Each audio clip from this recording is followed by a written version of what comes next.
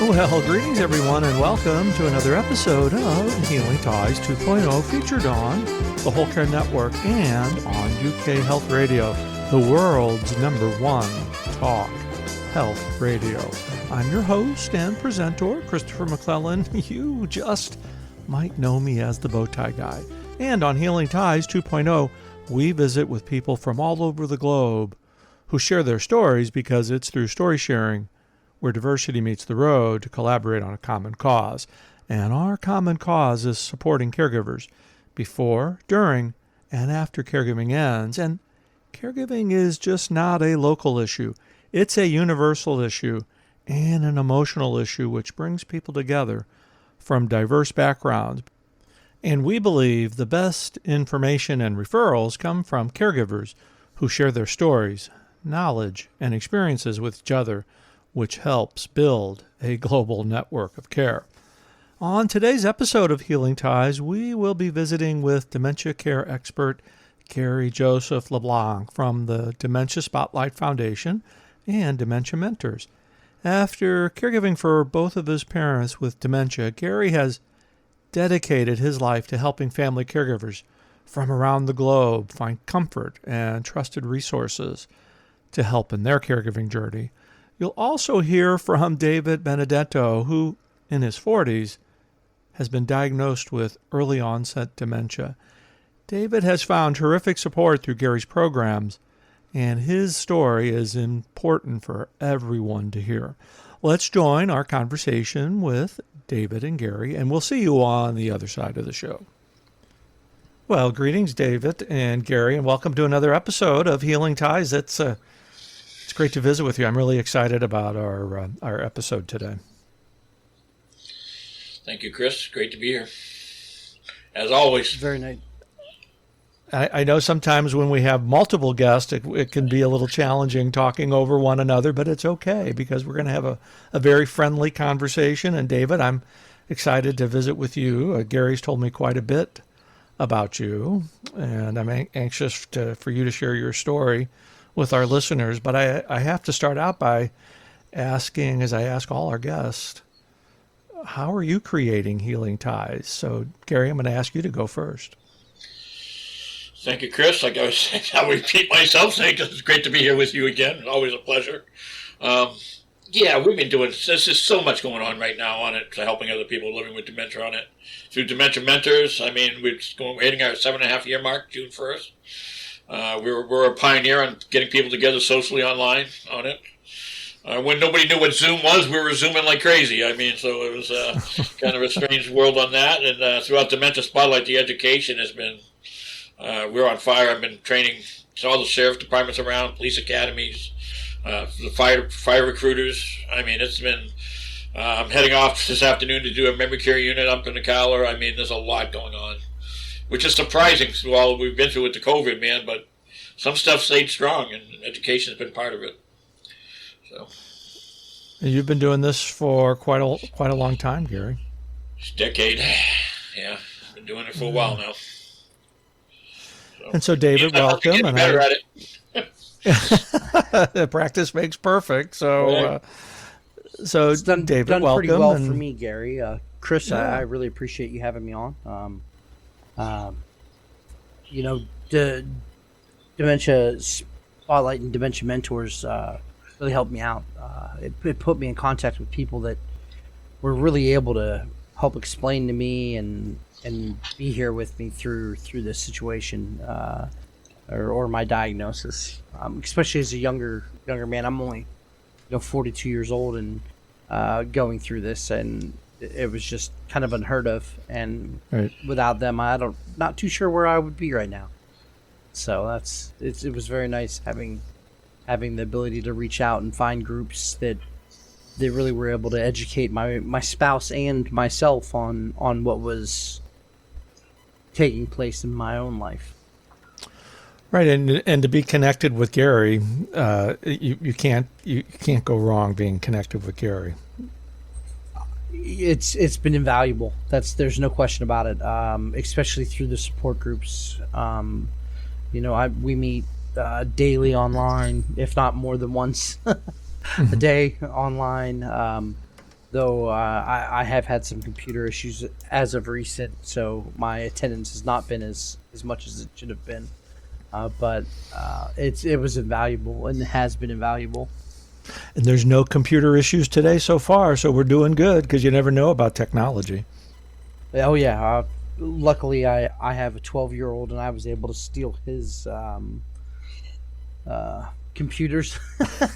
I need a 12-year-old from time to time to help me out, but It's kind of handy. yeah, and I'd like to. And Gary, we're going to include you in this conversation eventually, but David, I'd really like to talk about your diagnosis. It's at 42. That's very uncommon, I would think. For it is, Chris.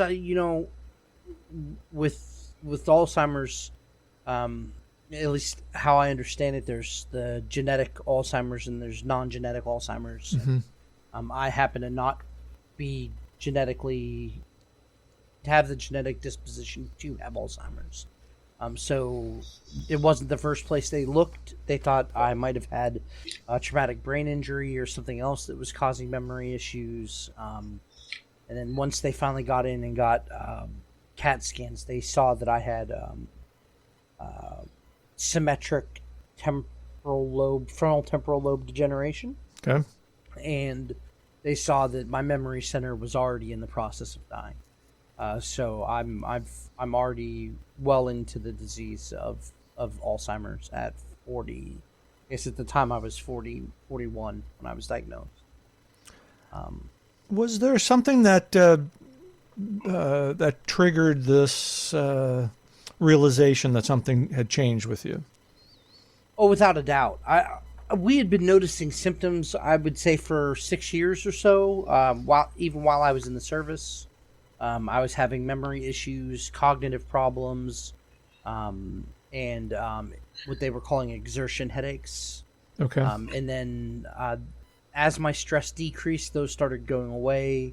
But the real catalyst was I was at the time I was an inspector here in the state of Arkansas, and I was driving home from an inspection, and I got lost, and I was in a very familiar location. Mm-hmm. I knew what street I was on. I knew kind of where I was in the city, but I couldn't figure out how to get anywhere else but where I was. And I don't know how to explain it other than that. And that was really the catalyst of it. Once that happened, I called my primary care physician, and I had them send me straight to a neurologist to see what was going on. That had to have been scary. Yeah, it was. If I didn't have the technology that we had today, I don't know exactly what we would have done. I was able to. I just reached out to a family member, and they were like, "What do you mean?" And they, we talked for 45 minutes or so, and I was able to figure out what was going on and get to where I needed to be. But there's no question it was it was eye opening, right? For sure. Definitely a life-changing experience. Yes. Immediately when I went in to see a neurologist, they skipped a lot of the steps. I didn't do a lot of the testing that they normally did. They immediately went in and did CT scans with contrast and a few other scans of my brain that they normally wait a year or two to do. They did immediately for me because of my military background. They thought it might have been a traumatic brain injury. Sure. So it led to me being diagnosed very rapidly. Sadly, that also led to the majority of my family and the people in my life not believing my diagnosis. So, well, that's a whole other part of the story. It is, and it's a constant battle. So, how you feel comfortable elaborating a little bit more on that? I of course, without a doubt, Chris. Me and my significant other, my fiance, we're the ones that went and got all the testing done. And once we sat down with my neurologist, and he said, "Hey, look, this is what's happening." He had no doubt. I got the scans done, and you're waiting for those results. And 4 days after my scans were completed, I got a call from his office, and they asked me to come in immediately. And that's never the call you want to get from anyone when you go to the doctor. So that's not where good things come. They don't call you in immediately to say, brain looks healthy, let's just not worry about the rest of this treatment. So they called, and they said, he told me that I had Alzheimer's, and we contacted my mother and my immediate family, and we told them about the diagnosis and what was going on. And they told me that a lot of doctors are wrong. You need to get second opinions. That it could be anything. You never know. Why didn't they do all these tests? There were so many questions that they had.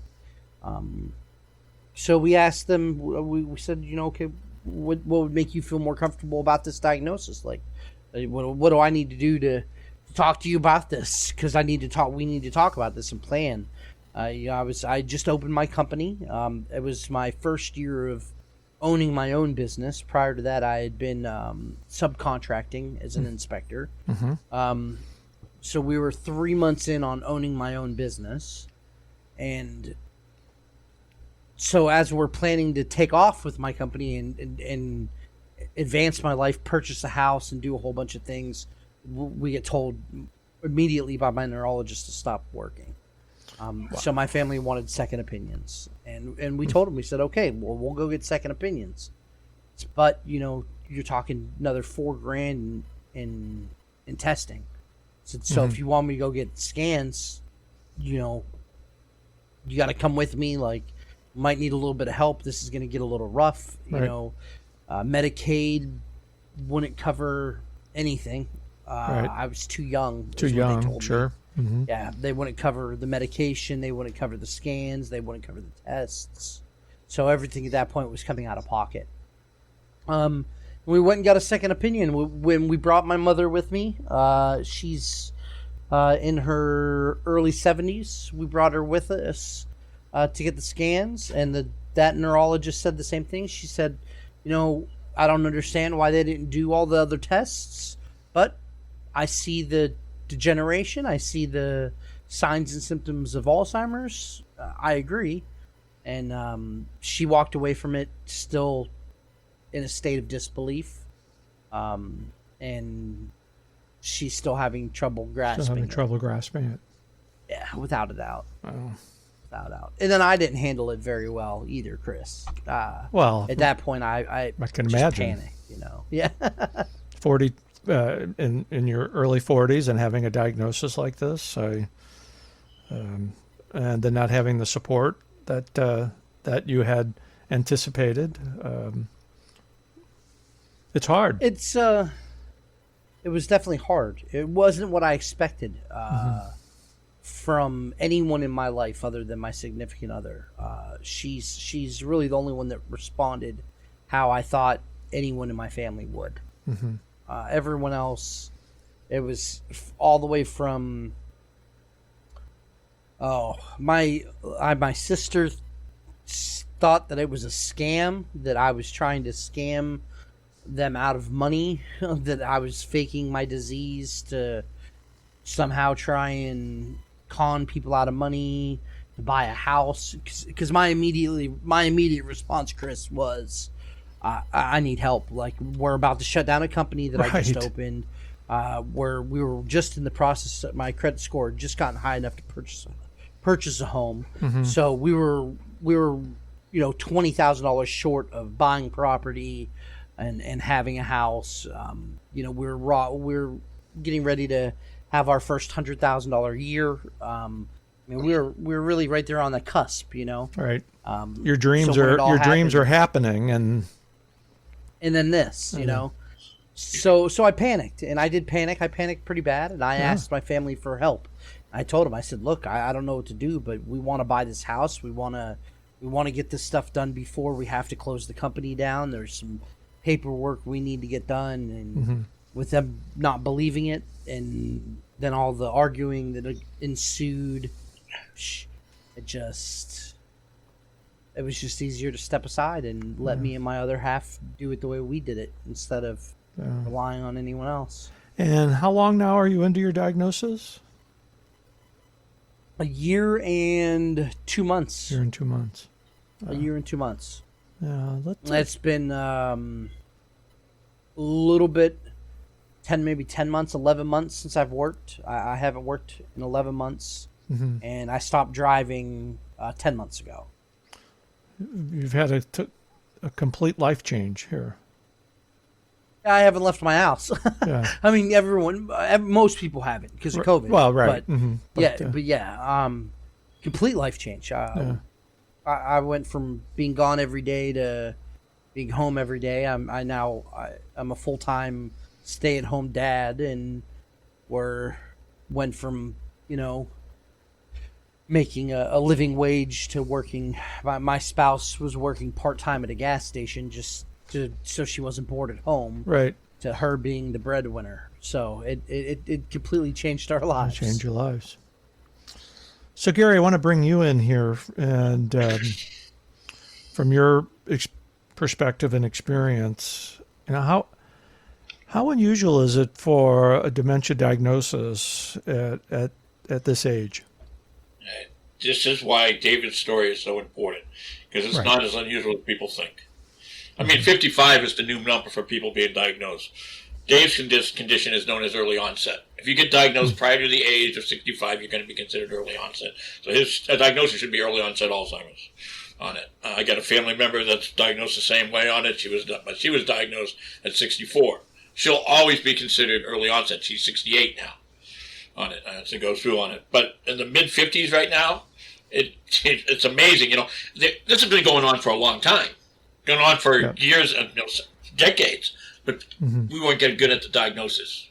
Dave was very fortunate to go and get the CAT scan done right away, man, on it. That's usually not the way people get diagnosed. They're arguing, they're fighting, knocking on doors, trying to get a diagnosis. Some people go through 6, 7 wrong diagnoses before they get it right, in most cases with early onset. But we're getting better now. We are getting better at diagnosing. There's certain things we're getting better at. That's one of them. But when you get Alzheimer's in your late 70s or 80s, you've lived your life. In a situation like Dave, and you get banged at this at 40 years old, you talk about changing your world, you still got your kids. I mean, it's... Right. Some people, the generation, they're taking care of their parents with dementia. They got dementia, and they're still raising their kids. I mean, there's a lot going on that people aren't really recognizing and don't understand on it. And unfortunately, this is one of the stigmas on Alzheimer's dementia we have to throw out the window. This is not a senior citizen problem. It's not a senior citizen problem, and that's why, David, I'm just so thankful for you to share your story today, because and this whole thing with dementia and caregiving, it's not just a senior issue. I didn't even know. And that's what's gotten me so involved in this type of situation, Chris, and why I'm so glad that I met Gary, why I'm glad I'm meeting you and all the other people involved in these situations, getting out there and talking to people and letting them know. Because I'll tell you, I've been around the world. I've been a lot of places, and I've never heard of someone this young having it. And then now that I'm in the Alzheimer's scene, or the dementia scene, you see it, and it's everywhere. And, it makes me wonder if we're just kind of missing the mark. If, 6 years ago, 7 years ago, they couldn't have told me that this is what was going on. They just weren't looking for it because of how young I was. Right. So the awareness that needs to happen and the education that goes along with it is... because you think back, and Gary and I've known each other now, I think probably 10 years at least. I don't mean to speak for Gary, but I think he would agree that if we look back 10 years ago and what was available then as compared to what's available now, there's a world of difference. There's much more information available, but the interesting thing that you've experienced is, and Gary helped me here. It's kind of like you get the diagnosis and the reality is right in front of you because nobody really plans for these things to happen. And the problem being, too, also, when these doctors throw out a diagnosis like this, Mm-hmm. is when you get diagnosed with cancer or Alzheimer's, they're giving you pamphlets, they're giving you paperwork, they're giving you stuff on it. You get diagnosed with Alzheimer's, they're tapping you on the shoulder, go, I'll see you in 6 months, and they're sending these people out of the door with nothing. Right. And I'm not going to sugarcoat this. These are terminal diseases we're talking about. Exactly. We have zero survivors. And to send somebody, so what do? They go home, they start Googling. What are they seeing? They're seeing the end stage. All online, Mm-hmm. Now we are getting a little bit better at certain things on it. I mean, we've made a lot of progress. When I started caring for my dad, it's almost 24 years ago now, there was nothing out there. Nothing. I'm like, oh my God, I'm looking for information. I mean, Facebook didn't even exist. None of this stuff. I mean, there was talk about struggling to find information. And honestly, that's what got me to write my first book on this stuff, because you couldn't find anything out there on it. I mean, for the caregivers and all this on it.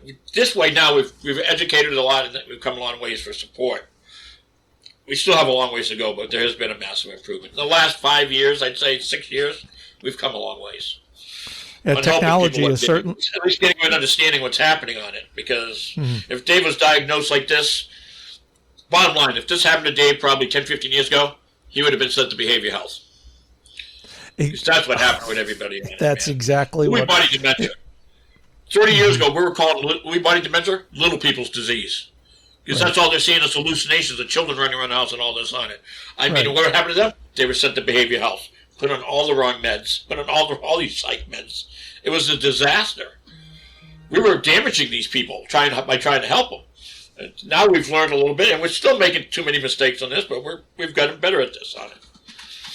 So. And I think one of the ways that we're getting better at this is having conversations like this with awesome people like David who are willing to share their experience and how this has impacted him, his family, his surroundings, because people relate to stories. We have many people like dementia mentors. I ain't mention any names, but we have a lot of members that we have refused to even tell their families yet. Remember, the C word used to be the quiet word. You didn't say anything, you had cancer, you didn't tell anybody on it. You didn't tell anybody. It's kind of like with Alzheimer's dementia more now on it, you know what I mean? So. Well, we could even go back. Women didn't even tell to their family they were pregnant go back into the 50s and 60s. You would never use that word. It's kind of you're gonna find out sooner or later, but you're gonna find because something the body kind of changes during that. But it's funny how all this really comes down to comfortable and realistic communication and conversation. And David, I want to come back to you on this because you've as I've learned here in our visit, you went for the second opinion. Your mom was with you, and you still had some folks in your family that just weren't accepting what was going on. It's not uncommon in my family with that type of situation. Chris,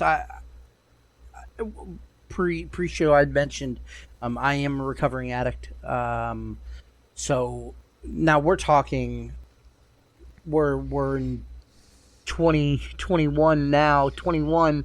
So we're talking my last issues were in 2006 prior to me joining the Army and becoming I was a military police officer and an armor.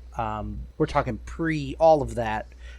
I was a different person, as most of us were young people. Sure, we were different people. But the immediate response went right back to that type of situation where almost like the last 15 years or about 15 years of my life hadn't taken place at all, and it was just.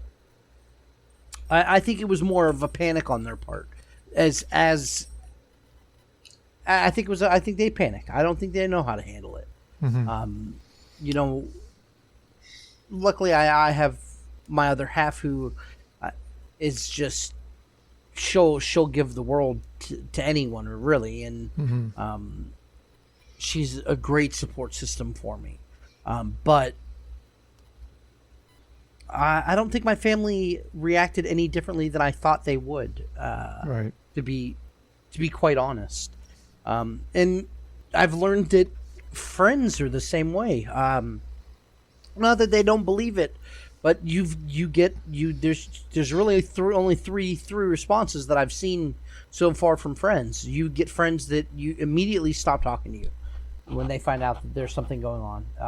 They, especially if they understand anything about the disease, they immediately disappear. And then you get people that are there for you, and they're going to be there the entire time, and they get closer and tighten that bond with you. And then you kind of get people that slowly just fade away, that just slowly kind of step out of your life. I haven't seen anything different than that so far. And I get it. You're slowly watching someone die. Like Gary said earlier, it's a terminal disease. And someone that's 80, some 75, 80 years old, they might be dying of pneumonia or a heart attack or something else. But in someone that's 40, the likelihood that that's what I'm going to be dying of is going to be very more so. It is going to be the full effects of dementia, and they will see me go from a fully functioning human to bedridden and unable to move, speak, or do anything. So it's that's a long time of having to grieve, and it's not just like someone just passed away yesterday. It's years of having to watch someone die. So I kind of understand the response, but I don't like it. Right, because any diagnosis, as I've come to learn, whether it's cancer or dementia, Alzheimer's, that diagnosis impacts more than just one person. And I always like to say when I was taking care of Richard that I was kind of like the co-pilot. I wasn't taking the medicine. I wasn't going to radiation, but it was impacting me watching it, and having the privilege to talk to people like yourself, and I think Gary would say the same thing, is that we can reflect on our own experience in this, and then be able to help people as you're doing by telling your story. And Gary, I'm sure you would probably shouldn't put words in your mouth, but it's not uncommon for families to have a variety of reactions when these diagnosis comes in. No, and denial is probably the biggest. And here's the problem: denial can be very dangerous at certain points on it. I mean, it's difficult on it. Families are struggling, and one person's caring for the person, maybe. The rest of the family's in denial. So that one person's doing everything they can to help the person living with the disease. Everything's declining. Everything's getting worse. And that one caregiver is falling apart. And here's the other family still in denial. I mean, this is harmful. I mean, this is something that we got to... I mean, that's why it's important. Like I said, Dave gets this story out there. Dave did a webinar for Dementia Spotlight for us on it. And the other speaker that we had with her was 39 on it. We had two speakers, and Dave did such an outstanding job of telling his story. That's when I called you. I said, Chris, I have somebody for you to do your show on it, man. I guess this guy needs to get out there and tell the story on it. I mean, it's just something that it's got to be heard on it. And most definitely. we're lucky to have people like Dave. I mean, honestly, that's willing to speak about openly on it while he's still. And I'm just not going to sugarcoat him. While he's still in, it's the time he needs to get his story out. Right. Especially while I'm still able, Gary. That's you're exactly what I'm saying. Dead correct on that.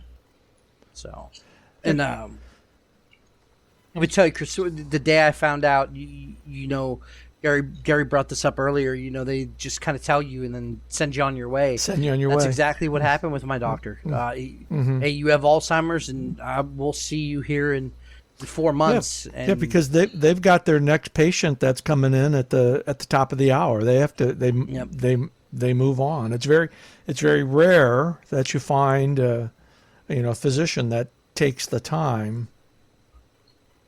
Sadly, here in Arkansas, we're a little bit behind in times where, the support group systems here and networks aren't up to snuff. Luckily, with our technology and people like Gary, there's support groups out there that we can get access to that are online. And that's exactly what happened with me. I pulled into my driveway and I sat in my driveway and just fell apart. And then I reached out to some Alzheimer's organizations, and they pointed me in the direction of Dementia Spotlight and their Dementia Mentors. I'm a big proponent that the world needs more people like Gary Joseph LeBlanc. Yeah. Well, Dave's story is so common. What he just talked about with the doctor, this is what I hear from everybody. And one of the reasons, I hate to say this, but the doctor, there's no cure. They're going to prescribe you meds, but it's not like the doctor can pat himself on the back and goes, I fixed this guy. And they can't do it. I mean, I'm not trying to just steal it. I will say one of the improvements we made is that we're getting younger neurologists now coming out of school. Right. Some of these people that have been practicing 30, 40 years truly do not get the types of dementia. They don't know about Lewy. How can a neurologist not even know about Lewy body or frontal lobe? I mean, this is insane to me, right? But how does that happen? How does that happen? It's totally unacceptable. In my mind, but now we got some of these new doctors. They're learning more about this in school before they get out of it, and they got a better forefront of what's going on with these people on this. Cognitive decline is not a normal part of aging. I don't care if you're 80 years old, if you're 30 years old. If you got cognitive issues, there's something in your body causing it. Something and causing it's their job to figure out what it is. And some of them aren't doing their job. So, Gary, I think this is a good time for you to talk a little bit more about Dementia Mentors and the Dementia Spotlight Foundation and the work that you've been doing, and share a little bit about, I know your story about taking care of your dad and your mom, but tell our listeners a little bit about how you found yourself as an advocate. Basically because there was no help for these folks. There was no education on this. There was no information on it. Like I said, I'm coming back from a couple of decades. So I learned and I've seen what's been happening through the years. I've been doing this a long time on it. And I just couldn't get over it. There's got to be something better going on than this on it. So we learned. I started writing on it. I wrote a weekly column for 12 years on it, Tampa Tribune and all these other papers on it. And the column took off like fire. I was like, my God, because there was nobody else writing on this stuff. When I wrote my first book, I hit the market at the right time. Now all these caregivers are writing books on Alzheimer's, but I've written 4 books on it. My books came out earlier on it, and it was a different world back then on it. But as far as getting these people social, it's one of the things that we're missing. Dave needs to be out in public. Dave needs to be going to the restaurants. Dave needs to be going to the stores. Exactly. He does not need to be staying home hiding under his bed. Exactly. And that's what people were doing for the longest time. So Dementia Mentors, the whole idea is to keep everybody social. So we have over 40 online, what we call them, virtual memory cafes a month. It's only for people living with dementia, all different types of dementia. They meet socially, they're laughing, they're joking, they're crying. They become family on it. And what's came out of this organization is absolutely amazing. The education I got out of this organization is absolutely amazing. What Dave's trying to tell us right now, they don't teach us this. It's not a university that's teaching us what he's trying to tell us. They don't teach this.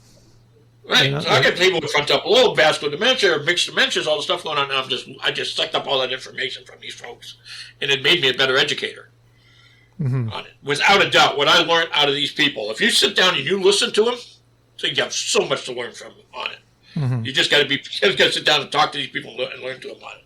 And Fred, like David said, his friends are dissolving. They're disappearing. They should be sitting there and listening to him, getting his story and learning on it.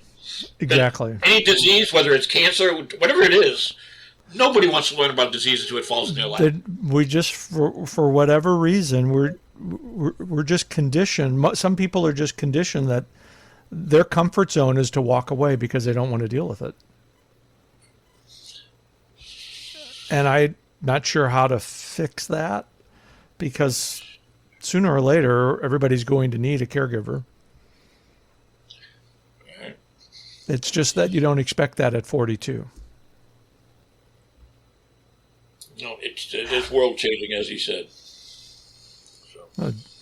David, I sincerely admire you for getting out there and sharing your story. It's so important for people to hear and see you, because by doing this, you're making a difference for other people. I think it's one of the only things that helps keep me going, Chris, just to be honest, is getting out there, being able to talk to people. Because a lot of days it is hiding under the bed. It really is. Right. I spent a lot of days very depressed about this and trying to figure out what to do. And, the mental health care system that we deal with as a whole, as a society, is so poor that, I can't even talk to my mental health care providers about what's going on with me. It's almost like they can't even grasp it. Mm-hmm. So I think getting out there and talking to people is it's the only way to fix or to start changing the general public's opinion of this. And I don't mean to put some words in your mouth, but I think it also, in talking about it, is cathartic. Oh, without a doubt. Mm-hmm.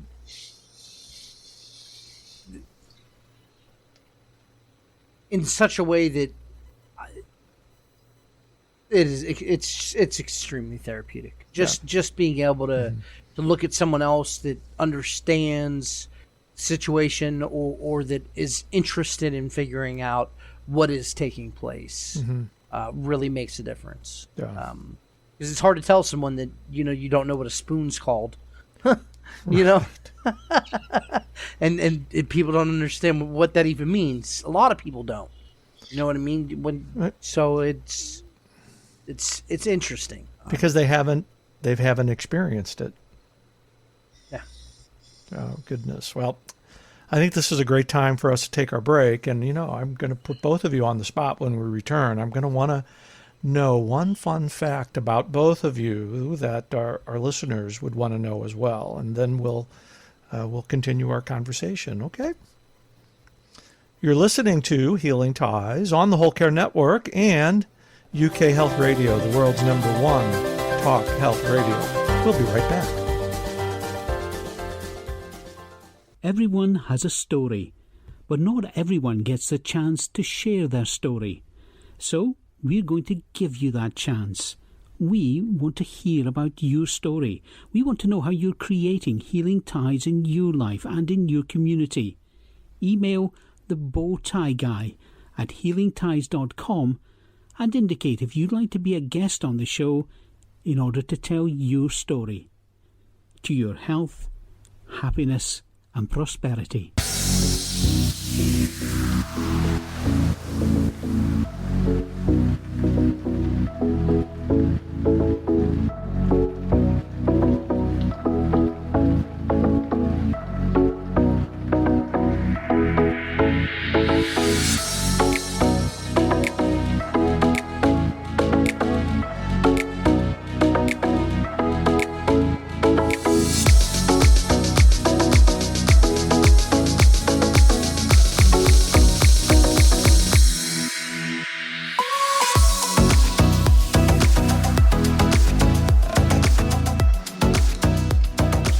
Well, welcome back, everybody. We are continuing our just wonderful and meaningful conversation with Gary Joseph LeBlanc from Dementia Mentors and David Benedetto. David, how did I do on your last name? Did I get that? That was pretty close. Did I do okay? Yeah. I've been practicing Gary Joseph LeBlanc for like 10 years, so I've got that one down. But Benedetto, yeah, it's about as close as most people ever get. Well, yeah, I'm always very self-conscious about pronouncing last names because I hear everything from McLean to Mac Lilalan. So it's like I want to do a good job on people's last names, but it's just been so far. I mean, goodness, it's been a delightful conversation. But in our second half, I kind of turn it around and make it a little lighthearted, and I want to know one fun fact about each of you that I may not know, and I know our listeners would want to know. So, David, I'm gonna let you go first on this round. A fun fact, you really are putting me on the spot. I here. am. Mm-hmm. I guess one of the funner facts about me, Chris, is I've had the opportunity to travel the world. I've seen Europe. I've been to probably 22 different countries. I've met people all over the world, and had the opportunity to experience some things that are just absolutely amazing. Living in the Alps, to having a child born in Germany, to going to Rome and Italy and Paris and Austria and Switzerland, and just really getting to go everywhere and just see so much stuff. So I feel blessed, even with what is taking place in my life. I just feel blessed with what I've already gotten to experience and do. And, it might be, this might be the roughest thing that I've ever had to experience, but I am definitely walking through with a smile on my face, because I've had such a blessing of the people in my lives and the places I've gotten to go and see, and knowing that even as I slowly lose my memories, those are the ones that are going to be there. It's nice to know, to get to have seen those things. And you've been a global traveler, and now you're making a difference globally by sharing your story. That is another fun fact that we want to help you share your story globally, because this is all about a global network of care. So Gary, now it's your turn to be on the spot. Okay. What is your fun fact? Well, people have been getting on my behind because I work 7 days a week, and I have for years and years and years on it. You need to take a vacation, you need to take some time on it. And that's very difficult for me to do that on it. I mean, I got one family member that's living here that I don't feel comfortable leaving alone. So right. Going anywhere. So I just recently bought a year-round pass to the Tampa Lowry Zoo. Oh. And that's going to be my little getaway, man. I'm going to start going down to Tampa, go to the zoo, man, and just, spend a half a day here, there, maybe on it. I get to bring one free guest with me on it. So, Chris, when you come to Tampa, I'm going to... Free parking, free deal on it, man. It was you can't say wrong to the deal on it, man. So I'm going to fire up I'm going to fire up the Chevy HHR and come on over. All right. It's so that's something that's going to go on, and I do know I need to slow down and take a break here and there on it, but it's just so much going on, man. It's just nonstop. Remember, last week was insane. I mean, so remember the motto, Gary. Self-care is job number one for all caregivers. I know. Hard to do what you preach sometimes. That's the pot calling the kettle black, because as both of you know, I've had some health issues myself here over the last 6-8 months, and being on the other side of care was definitely an enlightening experience for me, and I trying to make some adjustments as well. It's easier said than done, though. So, Gary, talk a little bit about the Dementia Mentors and how people can locate and find all this terrific information. The two things that we do with Dementia Mentors is we work on keeping everybody social. I talked about the virtual memory cafes. Like I said, we do 40. We're very international. We got members from the UK. We got members from South Africa. I mean, so we got all these different time zones to work with. So we got cafes set up at all different times of the day throughout the week to try to accommodate everybody, whether you're living, in Europe or wherever on it. So that's sometimes daylight savings is a disaster for me. Trying to change everything with some countries are changing, some countries aren't. The other thing we do is we do one-on-one mentoring. Mm-hmm. Some people aren't ready to get into a group. They're just diagnosed on it. So we will set somebody up. Somebody reaches out to me. I just got diagnosed with frontal lobe degeneration, dealing it. We will set them up one-on-one with another person that's already been diagnosed, living maybe 4 or 5 years with the disease. Same disease, same symptoms, pretty much. And we let them just talk one-on-one on it. And they become mentors. It usually starts out with one mentor, one visit, and it usually turns into a weekly mentor thing. The goal from there is to eventually get them into the bigger groups with the cafes. You get them social on it. So this is something that is extremely important. We've been doing this for a long time. It was the whole idea when we started on it. Like I said, you get diagnosed, what happens? Doctor goes out, see you in 6 months, and they said, see you 6 months. Right. We're going to give you the opportunity to talk to somebody that's actually experienced it and show you that it's not the end of the world yet. There is good living with dementia if we get them on track early. You got years of good living you can go through on it. You just got to get them out of that slump. We got to get them on the right track, and it needs to be done as early as possible. And that's why Dementia Mentors was born. We've been doing, like I said, 7.5 years we're going on. We pioneered this. We were the first ones out there doing this stuff on it. I'm very proud of the organization on it. I'm proud of the members. I mean, they're unbelievable people on it. So what just happened recently is Dementia Spotlight is now, Dementia Mentors has moved under the Dementia Spotlight umbrella. The foundation is going to support Dementia Mentors with any financial needs. Takes a big break off of me financially on it, stuff like that on it. I don't have to worry about all that stuff anymore. Website fees, all that stuff on it. So the best way you can get a hold of us on it is through dementiamentors.org or dementiaspotlightfoundation.org. Either way, they link to each other's site on it. So on it, you fill out a registration form. You want to join the cafes. The only requirement is you have to have a diagnosis of some type of dementia. And it could be as simple as mild cognitive impairment, MCI. We got people with traumatic brain injury. We got people, it's all different on it. But this is only for people living with dementia through Dementia Mentors. And that's what makes us unique on it. Makes us unique. And I've just been honored to be your friend for so many years and watch how you've grown this and the amount of people that you're helping. And for you to bring David on today is just spectacular. And David, I can't thank you enough for sharing your story. Is there ways if people wanted to be in touch with you? What would we say to somebody that wanted to talk to you about your story and learn a little bit more about what you're going through? Just give me a call. No, just ring me up. So just ring me up. I'm on Facebook. That's probably the easiest way to get in contact with me. I have my email. It's I'm davidearlyonset@gmail.com. Anyone's more than willing to reach out or more than welcome to reach out, and I'll talk to them.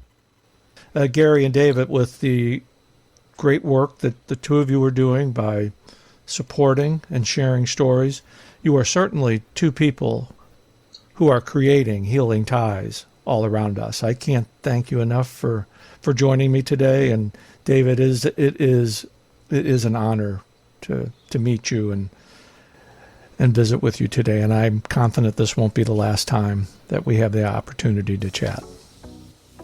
It's been amazing, Chris. Thank you very much for having me. And I'm so glad that you guys are out here and doing what you guys are doing. I so appreciate David sharing his story about his diagnosis of early onset dementia and the terrific resources that Gary Joseph LeBlanc has for everybody at Dementia Mentors and the Dementia Spotlight Foundation. Be sure to check both of those terrific resources out. And that does it for this episode of Healing Ties. As you know, I'm your host and presenter, Christopher McClellan. I've created a life to love after caregiving ends by being with awesome people like you. Thanks for listening, and be sure to subscribe to Healing Ties wherever you listen to your favorite podcast. We'll see you for another episode of Healing Ties real soon. Take care. Bye for now.